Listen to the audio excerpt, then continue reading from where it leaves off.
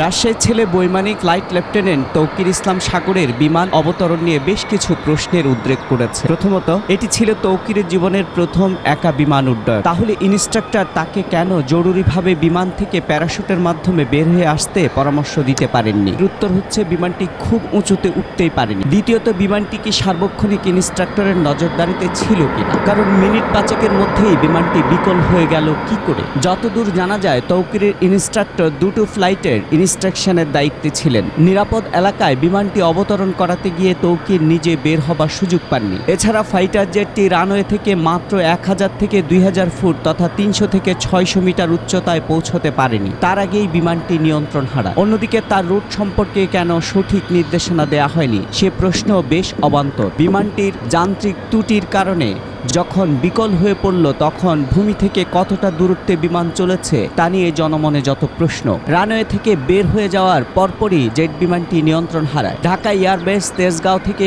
কেন fighter jet উড্ডয়ন করা হয়? রানওয়ে ছাড়ার পরপরই ইঞ্জিনের থ্রাস্ট তথা গতি কমে যায়। তার কারণেই কি বিমানটি আগানো সম্ভব হয়নি সে প্রশ্ন জনমনে। ফুয়েল ফ্লোতে সমস্যা, কম্প্রেসার নিষ্ক্রিয় হওয়া, টারবাইন ক্ষতিগ্রস্ত থাকলেই কেবল ইঞ্জিন থ্রাস্টের ঘটনা ঘটে। তাহলে প্রশ্ন হচ্ছে, বিমানটি উড্ডয়নের আগে তার অভ্যন্তরীণ পরীক্ষা নিরীক্ষা শেষ না করেই তাকে উড্ডয়নের অনুমতি কেন দেয়া হলো?